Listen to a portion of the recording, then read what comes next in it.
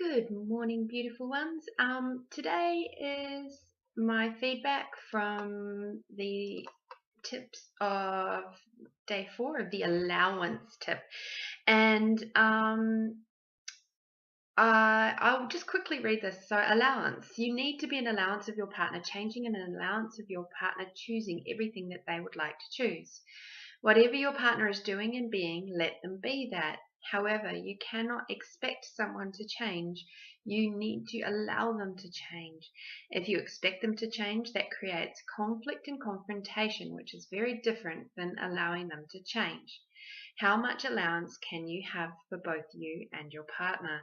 So, it's very interesting. Over the weekend, I was playing with this tip, and there was a few moments there where I went into a lot of resistance about um, like he likes to just turn the telly on as soon as he wakes up in the morning. He turns the TV on, and it's like when I'm at my home, I don't have a TV in my room, and I find that a little bit disrupting. But I just went, okay, so what energy, space, and consciousness can I be with me to be an allowance of this?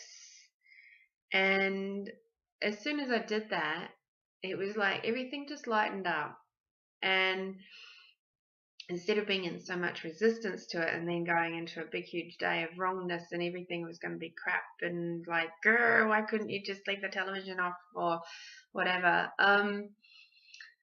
So allowance is an interesting thing, and another moment of allowance popped up for me, to do with me, and that I actually, being a beautiful humanoid, I do things quite quickly, and what that does is it creates space, because I'm not taking so long to do something, so I end up with time on my hands, and that time um, can actually be spent however I choose to do it. And I went into a moment of like feeling really lazy, which is completely ridiculous because I have so many things going on. Um, and I spent a large, like probably the first half of Saturday, like just not really doing a hell of a lot. Um, and I spent a good chunk of it in bed, to be honest. I wasn't sad or anything. I just was there. And I'm working on a project at the moment, co-writing a book, and I was just like, by the end of the day, I'd realized I hadn't actually written anything, and I was feeling a bit like, oh man. Um, and it wasn't till Sunday where the other author and I were chatting away, and she's like, honey, what if it's just about you've created that space for you to relax? I went, oh, yeah, okay. So sometimes I have to have allowance for me. So that's pretty cool. So there, that's feedback from tip 4, and today is be grateful. I had a little bit of a hint that day 5 was being grateful because I was watching Brett Rashear's video the other day, and so I actually went to bed last night and I said to my partner, honey, I'm so grateful you're in my world. And he looked at me and he touched my leg and he goes, I'm so grateful you're in my world. And the whole energy between us was just like,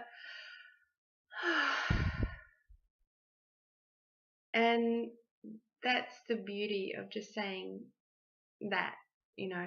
I don't think I've ever had that from saying I love you. And I mean, I've been in love lots of times, but being grateful for someone is totally different to that thing of being in love. Being grateful for someone is just so different. Anyway, so I'll just quickly read this. Be grateful. Look at who you are and be grateful for you. Look at the person in front of you in relationship and be grateful for them, rather than expect or separate or project. Look at who you are with and be grateful for them. You chose them for a reason. If you woke up with someone this morning and said, I'm so grateful for you, you add to my life, what would your life be different? So that is today's tip.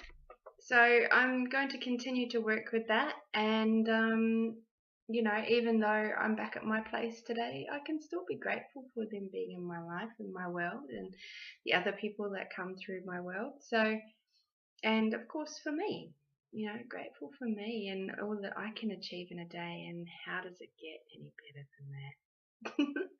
Alrighty, guys, I'll see you tomorrow.